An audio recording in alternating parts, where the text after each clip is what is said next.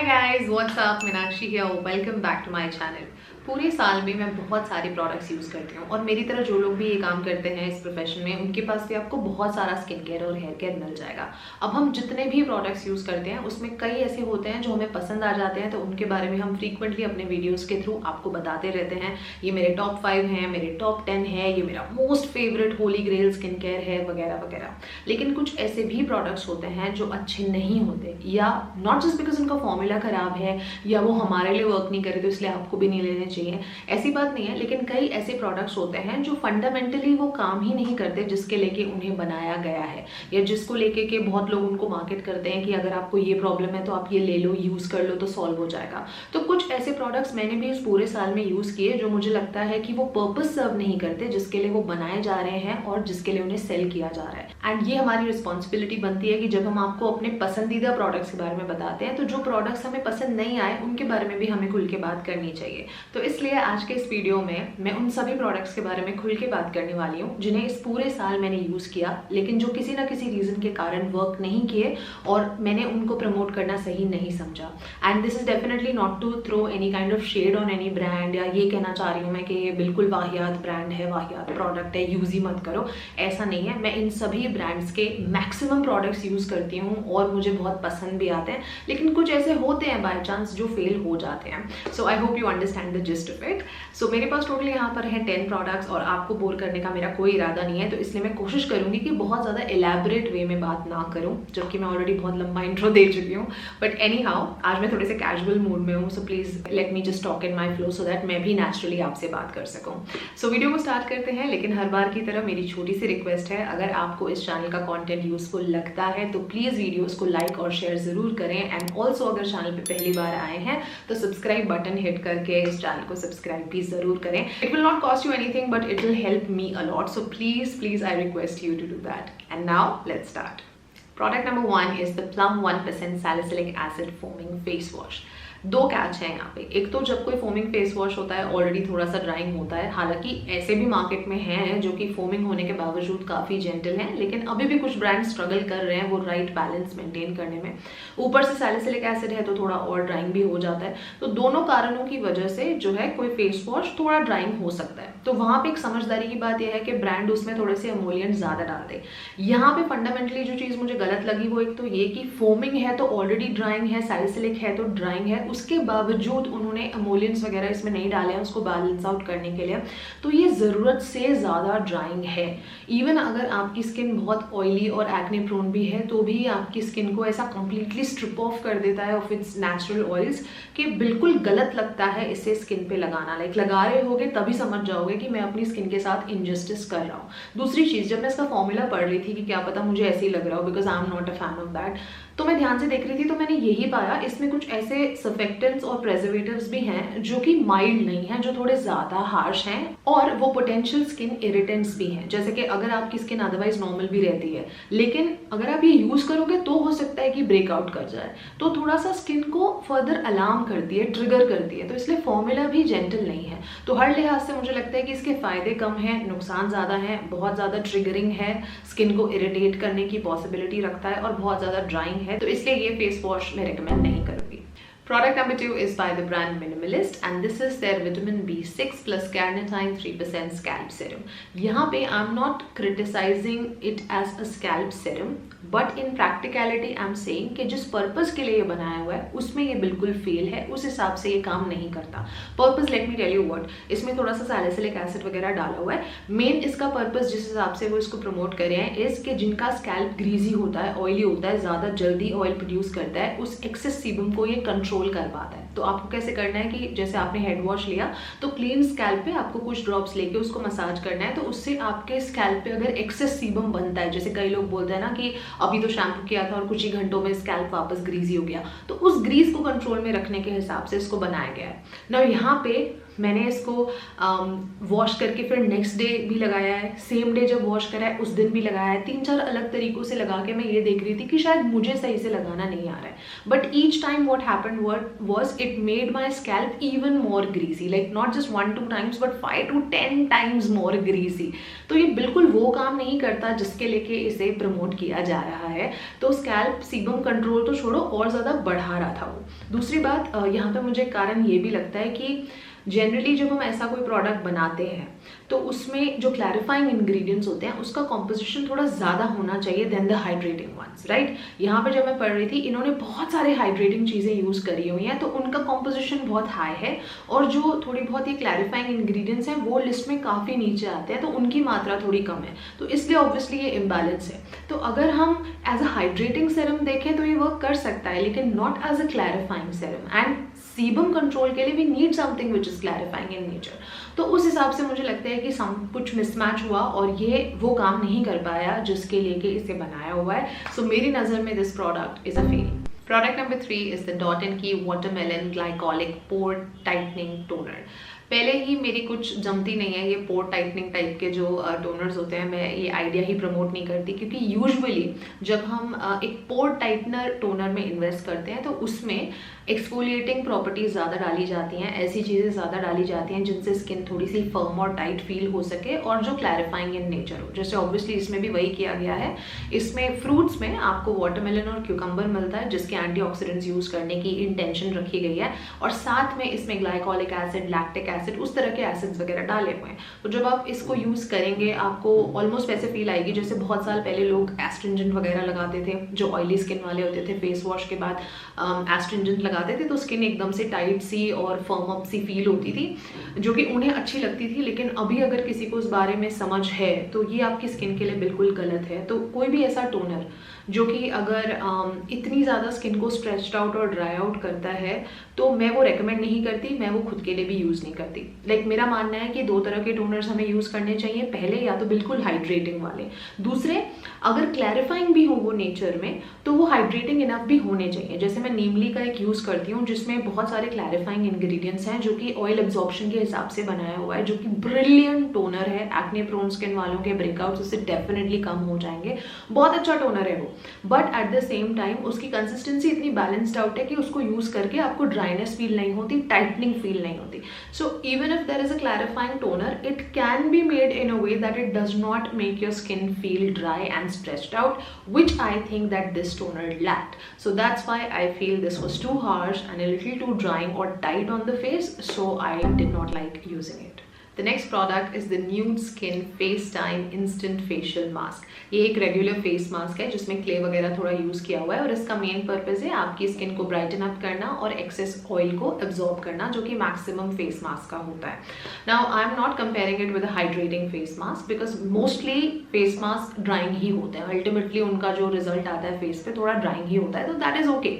अब इसके साथ इनफैक्ट लगाने में कंसिस्टेंसी बहुत ड्राइंग नहीं लग रही थी, हालांकि ये जल्दी ड्राई आउट हो जाता है। आई टेल यू एग्जैक्टली मुझे इसमें क्या पसंद नहीं आया। अब नंबर 1 चीज़ ये है कि इसमें उन्होंने फुलर्स, अर्थ और बेंटोनाइट क्ले, उस तरह के क्ले वगैरह यूज़ करें, क्योंकि जाहिर सी बात है इसका पर्पस है to serve people who have acne prone skin, जिनकी स्किन पे ऑयल ज़्यादा बनता है, तो दैट इज़ ओके, ठीक है। तो for starters it is not suitable for people who have dry combination sensitive skin. उनको और ओवरली ड्राइंग लगेगा, उनका बैरियर और वीक हो जाएगा, तो उनको तो यूज़ नहीं करना चाहिए। लेकिन अगर मैं ऑयली एक्ने प्रोन स्किन वालों के लिए भी कहूँ तो भी मैं कहूँगी कि यूज़ नहीं करना चाहिए। दैट इज़ बिकॉज एक तो इसमें काफ़ी सारे सिट्रस ऑयल्स प्रेजेंट हैं जो कि स्किन के बैरियर के लिए और पीएच के लिए वैसे भी अच्छे नहीं होते हैं, प्लस इसमें भर भर के बहुत सारा फ्रेग्रेंस डाला हुआ है। थोड़ी बहुत फ्रेग्रेंस इज ओके ना, लेकिन इसमें बहुत सारी डाली हुई है, तो अगर आपकी स्किन नॉर्मल भी बिहेव करे there is a chance it might irritate it further. और ऑल्सो बहुत सारी दूसरी भी ऐसी चीज़ें डाली हुई हैं जो स्किन को इरिटेट कर सकती हैं। तो अगर इसमें मान लो नाम के लिए कुछ एक चीज़ें अच्छी डाली हुई हैं, ऐसा नहीं कि नहीं डाली हुई, लेकिन उनका क्वांटिटी काफ़ी कम है as compared to the other potential irritants in the product, तो वो चीज़ें इतनी ज़्यादा हो गई हैं कि उससे इनका फ़ायदा ऑलमोस्ट नेगेट हो गया है। तो इसको आप लगाएंगे तो आफ्टर इफेक्ट आपको ठीक ही मिलेगा, लेकिन स्किन को इरिटेट होने के चांसेस भी इसके साथ हैं। तो इसलिए हर लिहाज से मुझे लगता है कि कोई भी स्किन टाइप के लिए थोड़ा सा इरिटेटिंग ये हो सकता है। ये मेरा एक्सपीरियंस है and that's why I will not advocate it. The next product is the Clensta lip healer lip balm. इसमें सिर्फ 2 प्लस हैं, एक तो ये कि इसमें SPF है और दूसरा ये that it smells delicious just like a yummy vanilla cupcake, so the smell is really nice. बाकी जो चीज़ें हैं थोड़ी सी डिससेटिस्फाइंग लगी and I will openly tell you why. इसमें ओक्लूसिव्स थोड़े बहुत हैं लेकिन एमोलियंस इसमें बिल्कुल नाम के लिए हैं, ज़्यादा है ही नहीं। तो उससे क्या होता है, जब आप इसे इंस्टेंटली लगा रहे हो तब आपको डेफिनेटली वो फील आएगी कि इसने लिप्स को अच्छे से सील कर दिया है, लेकिन 20-25 मिनट बाद ही आपको दोबारा रीअप्लाई करने की नीड होगी। नाउ लिप बाम्स के साथ, ये हर लिप बाम के साथ होता है कि जब आप कुछ खाएंगे पिएंगे अपनी नॉर्मल चीज़ें करेंगे तो हर दूसरे तीसरे घंटे में आपको शायद लगे कि मुझे दोबारा लगाना है, दैट इज़ ओके। लेकिन इसके साथ हर आधे घंटे में वो फीलिंग आती है, तो पूरे दिन भर में आपको एटलीस्ट 10-12 बार तो इसको लगाना ही पड़ेगा। अब वो एक अच्छा साइन नहीं है, वो अच्छी निशानी नहीं है एक हाइड्रेटिंग लिप बाम की, बिकॉज दैट डेफिनेटली मीन्स कि ऊपर से तो वो सील क्रिएट हो गई है because of some of the occlusives, but उसमें ऐसे कंपोनेंट्स नहीं थे जो आपकी लिप स्किन में पेनिट्रेट कर पाए हैं, डीप डाउन जा पाए हैं और वहाँ जाके हाइड्रेशन दे पाए हैं। Because if that would have been the case तो ऊपर से छूने में भले आपके लिप्स ड्राई हो गए होंगे लेकिन अंदर से फील होता है कि उतनी सिचुएशन खराब नहीं है, लिप्स में थोड़ा सा हाइड्रेशन, थोड़ा मॉइस्चर अभी है, लेकिन इसके साथ ओवरली ड्राई रहते थे लिप्स और बार बार रीअप्लाई करना पड़ता था। एक वैक्सी सी फीलिंग भी आती है जब हम बार बार लगाते हैं तो मुझे ऐसे लगता है कि इसमें वो एसेंशियल्स ही मिसिंग है जिससे कि वो लिप्स का हाइड्रेशन टारगेट करता ही नहीं है, सिर्फ ऊपर से कोट करता है बट अंदर से हाइड्रेट नहीं करता। So for that reason I did not like using it and for that reason I will not recommend it. Another product that I regret buying and using this year was the Plum Kumkumadi and saffron face moisturiser और face cream. अब कुमकुमादी के साथ वही challenge होता है कि हर किसी को वो सूट नहीं करता है, बट इट्स ओके क्योंकि इंटेंशन तो ब्रांड का अच्छा ही था वो बनाने का। अगर सैफरन डाल रहे हैं, कुमकुमादी डाल रहे हैं तो समझती हूँ कि अब आपकी स्किन को सूट नहीं करता वो आपका प्रॉब्लम है, लेकिन उन्होंने अच्छे इंटेंशन से बनाया, ठीक है, that is one thing. But जहाँ पे ब्रांड इंटेंशनली वो गलती कर जाता है या कह लो इग्नोरेंस में कर जाता है इज कि जब आप उसमें स्किन बेनिफिटिंग इंग्रेडिएंट्स कम डाल रहे हैं और स्किन इरिटेटिंग इंग्रेडिएंट्स ज़्यादा डाल रहे हैं, जैसे कि इसमें नाइसिनामाइड है, पर कहाँ है अगर आप ध्यान से देखोगे, it falls way after the preservatives, इतना कम, नाम मात्र का, प्रेजर्वेटिव्स के भी बिल्कुल बाद में आता है। तो उस नाइसिनामाइड का फायदा क्या है? तो अगर आपने उसमें एक आध अच्छी ढंग की चीज़ें डाली भी हैं जो कि बेसिक एमोलियंस है, आज की डेट में हर चीज़ में हाइलुरोनिक होता है, नाइसिनामाइड होता है, ग्लिसरीन होता है, अगर बेसिक चीज़ें डाल भी दी पर वो इतनी कम डाल दी और ऊपर की तरफ आपने भर भर के स्किन सेंसिटाइजिंग इंग्रेडिएंट्स डाल दिए जो कि स्किन को ट्रिगर कर सकते हैं, इरिटेट कर सकते हैं, तो व्हाट्स द पॉइंट? ऊपर से इसमें भर भर के बहुत सारा फ्रेग्रेंस था, बहुत लाउड और पंजेंट फ्रेग्रेंस था। क्यों इतना फ्रेग्रेंस डालना है? लाइक डालना भी है तो थोड़ा सा लास्ट में डाल सकते हैं। एक जब मैं इसको फेस पे लगाती थी ना तो स्किन मेरी लिटरली बर्न करती थी, मतलब मुझे 10 सेकेंड भी मेरी स्किन इसको ले नहीं पाती थी, मुझे लगता था कि मैंने ब्लीच लगा लिया है हाई स्ट्रेंथ का, तो बिल्कुल वॉश करने का मन करता था, तो स्किन बिल्कुल बर्न कर रही थी ये मेरी। तो आप एटलीस्ट जानकारी नहीं भी रखते किसी चीज़ की तो भी आप ये तो बता ही सकते हो कि आपकी स्किन कौन सी चीज़ को टॉलरेट कर पा रही है, किसको नहीं कर पा रही है, आपकी स्किन के लिए क्या अच्छा है क्या नहीं अच्छा है। अब इसको जैसे ही लगाओ तो स्किन इतनी बर्न करे तो एकदम से धोने का मन करता है। तो जब भी मैं इसको लगाऊं और मेरी स्किन इतनी बर्नड आउट सी फील करे तो इंस्टेंटली आपको बस वॉश करने का मन करे, तो ये तो कोई अच्छा साइन नहीं हुआ। सो on the basis of everything combined, जैसा कि मैंने फॉर्मूला स्टडी किया उस हिसाब से भी, and also more so on the basis of how my skin reacted to using it, उस हिसाब से मेरा एक्सपीरियंस इसके लेके ऑलमोस्ट नेगेटिव था। तो मैं कभी ये प्रोडक्ट रिकमेंड भी नहीं करूंगी और मैं खुद तो ऑफ कोर्स दोबारा नहीं लेने वाली। The next product is something which a lot of you like and I may get a little bit of backlash for saying this, but I have to be honest with you guys, मुझे जो अच्छा नहीं लगा वही बताने के लिए मैं यहाँ पे ये वीडियो कर रही हूँ, so there is no point of sugarcoating it and I'll also tell you कि क्यों नहीं पसंद आया। This product is the Foxtail Super Glow Brightening Moisturizer। इसमें उन्होंने विटामिन सी के नैनो पार्टिकल्स डाले हैं और कुछ अच्छी चीज़ें भी डाली हैं इसमें, niacinamide, I think peptides, choline, उस तरह की चीज़ें भी थोड़ी बहुत इसमें डाली हुई हैं, तो उतना बुरा नहीं है फ्रैंकली। लेकिन एक जो चीज़ मुझे अच्छी नहीं लगी कि इसमें उन्होंने शिमर पार्टिकल्स डाले हुए हैं, तो अगर आप टेक्सचर भी देखेंगे तो थोड़ा सा ग्लिटरी सा इसका कंसिस्टेंसी है एंड कंसिस्टेंसी हाइड्रेटिंग भी नहीं है। तो मॉइस्चराइजर आप एक, या तो जैसे मेरे दिमाग में कैसे फंडा चलता है, skin care, makeup is makeup, keep them separate, do not try to combine them and try to come up with this hybrid product अच्छा that this can do both. This may be it works for some people जिनकी skin उतनी rough and tough है कि कुछ भी लगा लो चल जाता है, but this does not work for poor people like us जिनकी स्किन इरिटेट हो जाती है आसानी से। तो जिनकी स्किन सेंसिटिव या एक्ने प्रोन है उन्हें नहीं यूज़ करना चाहिए। I tell you exactly why. एक तो मॉइस्चराइजर जब हम लगाते हैं तो या तो वो उतना हाइड्रेटिंग होना चाहिए कि वो पर्पस सर्व करे, उतना हाइड्रेटिंग नहीं है ये, इसका टेक्सचर उतना हाइड्रेटिंग नहीं है, आपको एक आध घंटे के बाद स्किन ड्राई करेगा। दूसरी चीज़, इसमें जो शिमर पार्टिकल्स यूज़ करे हुए हैं, अगर आपने बाकी का फॉर्मूला ठीक रखा भी है तो वो शिमर किसी किसी की स्किन को इरिटेट करेगा, ज़रूरी नहीं है सबको सूट करे। और ऐसा इसी ब्रांड में मैंने नहीं देखा है, न्यूट्रोजिना में भी देखा है मैंने, I think I am not sure another brand, but एक दो ब्रांड्स हैं जो अपने मॉइस्चराइजर्स में वो ग्लिटर डालते हैं, I think to give you that strobe cream kind of effect. I don't understand this. मुझे लगता है कि जिन्हें मेकअप करना है तो स्ट्रोब क्रीम अलग से लेके लगा लो, इल्यूमिनेटिंग हाइलाइटर्स लगा लो, वो आप ऊपर से अलग से उतने से पोर्शन में भी लगा सकते हो, या मैक की जैसे स्ट्रोब क्रीम आती है वैसे आप लेके लगा लो। लेकिन what is the point of combining it with the moisturiser? What if I just want to moisturise, जो बस बेसिक सिंपल खत्म, मुझे नहीं करना मेकअप, मुझे नहीं स्किन को शाइन देना, तो फिर क्यों मुझे वो सहना पड़े?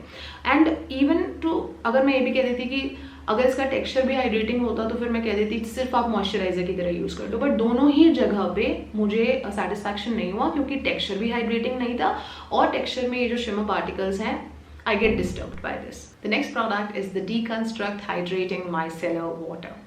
This brand is one of my most favorite Indian brands and I do feel that इसको अभी भी वो recognition और hype नहीं मिलता जो इसको मिलना चाहिए। जब से ये brand market में exist करता है तब से मैं इनके products use कर रही हूँ and I have been fascinated by how beautifully they create their formulations. But अब यहाँ पे क्या हो जाता है ना, जैसे इन्होंने ये micellar water बनाया तो उसका फंक्शन सिर्फ स्किन को हाइड्रेट करना नहीं है, उसका फंक्शन आपकी स्किन को क्लीन करना भी है। तो यहाँ पे as you would expect from Deconstruct, they have obviously made it very very hydrating, like उसमें बीटा ग्लूकन डाला है, उसमें पेंथेनॉल वगैरह डाला हुआ है, बहुत हाइड्रेटिंग उसको कर दिया। तो हाइड्रेटिंग वर्ड तो आपने वो पार्ट कवर कर दिया, बट माइसेलर पार्ट पे फोकस नहीं हुआ। इसमें उतनी पोटेंशियल नहीं है कि ये आपकी स्किन को क्लीन कर पाए। Like micellar water I understand के मेकअप वगैरह पे उतने अच्छे से काम नहीं करते जितना कि एक क्लेंजिंग बाम या ऑयल कर सकता है शायद, लेकिन डे टू डे बेसिस पे जो लोग सिर्फ स्किन केयर वगैरह लगाते हैं उनके लिए माइसेलर वाटर ठीक होता है, कर सकते हैं। हर रात ऑयल क्लेंजिंग करें ऐसा ज़रूरी नहीं है। तो माइसेलर वाटर भी मार्केट में जैसे पॉन्ड्स का आता है, गार्नियर का आता है, बायोडर्मा का आता है, सिंपल का आता है, उन सब में भी लेकिन थोड़ा सा क्लेंजिंग इफेक्ट होता है। ये वाला सिर्फ मुझे एक प्लेन वाटर लग रहा था, ये उतना काम नहीं कर पा रहा था। इसके साथ बहुत मेहनत लगती है, बहुत रगड़ना पड़ता है और फिर भी वो अच्छे से क्लीन नहीं कर पा रहा था। तो मुझे लगता है कि उन्होंने हाइड्रेशन पार्ट पे बहुत फोकस कर दिया और माइसेलर पार्ट पे उतना फोकस नहीं कर पाए। तो ऑयल सस्पेंशन या तो उतनी एडिक्वेट क्वांटिटी में नहीं है या क्या रीज़न है, आई डोंट नो, बट ये वो काम नहीं करता जो कि एक माइसेलर वाटर को करना चाहिए। तो as a micellar water it failed, not so much so for the rest of the things in the formula they are fine, but as a micellar water this does not do the job. The next product is the Plum E-Luminance face cream. I found the experience very annoying, very annoying. I did not like the texture, it doesn't blend nicely, it pills a lot, it doesn't sit well under the makeup or sunscreen. As a day moisturizer भी लगा चुकी हूँ, as a night moisturizer भी लगा चुकी हूँ, blend करने में भी बहुत difficult होता है और face पे एक फिल्म सी बन जाती है, थोड़ा सा sticky सा रेसिड्यू इसके साथ फील होता है जो अंदर blend in कर ही नहीं पाता। प्लस अगेन जो उनकी एक पहले की प्रॉब्लम रही है जिस पे आई एम श्योर वो अभी वर्क कर रहे हैं, बट बहुत सारा फ्रेग्रेंस डाला है, बहुत सारा फ्रेग्रेंस डाला हुआ है। मतलब क्यों इतना सारा डालने की क्या ज़रूरत है पता नहीं है मुझे, बट इट्स नॉट जस्ट कि मैं बार बार सिर्फ फ्रेग्रेंस को हाईलाइट कर रही हूँ तो वही इकलौती एक उसमें माइनस पॉइंट है। अदरवाइज ऑल्सो जैसे कि मैंने कहा कि पिलिंग बहुत होती है इसके साथ, टेक्सचर इसका बिल्कुल हाइड्रेटिंग नहीं था। तो why would I use a moisturiser even if it is fragrance loaded? But the basic function of a moisturiser is that it is loaded with a lot of to give me that hydration and moisture which it does not give. तो इसमें moisture content भी बहुत कम है, तो फिर मैं क्यों use करूंगी? और ऊपर से फ्रेग्रेंस डाल के आपने पूरा काम ही बिगाड़ दिया। And not just little bit of fragrance, because उतना तो मैं उतनी एंटी फ्रेग्रेंस नहीं हूँ, लेकिन बहुत ज़्यादा डाला हुआ है। तो इसलिए मेरा ओवरऑल जो एक्सपीरियंस था वो क्रीम यूज़ भी करने का मुझे अच्छा नहीं लगा and I did regret it. मैं पूरा हाफ वे भी नहीं जा पाई, वो टब मैंने आई थिंक किसी को दे दिया था, मैंने पूरा यूज़ भी नहीं किया। I just did not like using it. अब जो नेक्स्ट प्रोडक्ट है उसके बारे में मैं काफ़ी डरते डरते बात कर रही हूँ, बिकॉज इस प्रोडक्ट की अपने आप की एक प्रॉपर फॉलोइंग है। A lot of people like this product, but unfortunately for me this never works. ये जब नया नया आया था टब वाले फॉर्म में तब भी मैंने लगाया था, फिर बाद में भी इनका रिवाइज्ड फॉर्मूला भी मैंने लगाया था, पर मुझे ये कभी सूट ही नहीं करा। And the product that I am talking about is the Minimalist Sepicalm 3% moisturiser. अब इसमें ऑफ कोर्स ओट्स हैं, अमोलियंस है, अमीनो एसिड्स हैं, तो ये ड्राई स्किन वालों के लिए आई थिंक काफ़ी ज़्यादा अच्छा है क्योंकि बहुत सारे इमोलियंस डाले हुए हैं। But rest of the skin types जो हैं, ऑयली, एक्ने प्रोन, सेंसिटिव, उन सब के लिए उतना फिजिबल मुझे नहीं लगा। मैंने पर्सनली जो एक्सपीरियंस किया वो मैं आपको बताती हूँ। मुझे बहुत ज़्यादा हैवी, ग्रीसी और स्टिकी लग रहा था, एक पोर क्लॉगिंग इफेक्ट फील हो रहा था। और मैं जनरली क्या करती हूँ कि अगर मेरी स्किन ऑयली बिहेव कर रही है और मुझे पता है कि ये एक ड्राई स्किन अप्रोप्रिएट मॉइस्चराइजर है, तो मैं थोड़ा सा कम कंसिस्टेंसी लेके लगाती हूँ। और अगर मैंने पहले बेस में एक हाइड्रेटिंग सा टोनर लगाया हुआ है तो बिफोर इट ड्राइज आउट कंप्लीटली तभी मैं थोड़ी सी क्वांटिटी लेके उसी के साथ लगा लेती हूँ ताकि डैम्प स्किन में वो अच्छा सा पेनिट्रेशन दे। तो ये भी एक तरीका होता है कि आप एमोलिएंट रिच मॉइस्चराइजर यूज कर सकते हैं even if you have a very oily skin. But even when I was using it that way, वो भी इन दिनों जब थोड़े से ऑलरेडी चिली हवा वगैरह चलने लगी है, ये कंप्लीटली आप इसको गर्मियों का सीजन नहीं बोलेंगे, थोड़ा सा ठंडा अब होने लगा है, तो इन दिनों में भी जब मैंने इसको लगाया तो मेरा सेम ही एक्सपीरियंस था। मेरे लिए ये प्रोडक्ट थोड़ा सा पोर क्लॉगिंग फील होता है मुझे, तो मुझे उतना पसंद नहीं आता। तो समहाउ आई थिंक मुझे लगता है कि जब एक्सट्रीम विंटर्स आ जाएंगे, दिसंबर जनवरी वाला जो टाइम होगा, और जहाँ पे जो नॉर्थ रीजन के, जहाँ लाइक दिल्ली, यूपी, उस तरफ जो लोग रहते हैं, तो अगर बहुत ज़्यादा ठंडी हवा वगैरह चल रही है तो तब तो ये शायद काम करेगा। लेकिन मेरे लिए समहाउ ये किसी भी वेदर में काम नहीं करता है। सो मुझे उतना अच्छा नहीं लगा कि जितनी कि इसकी हाइप है।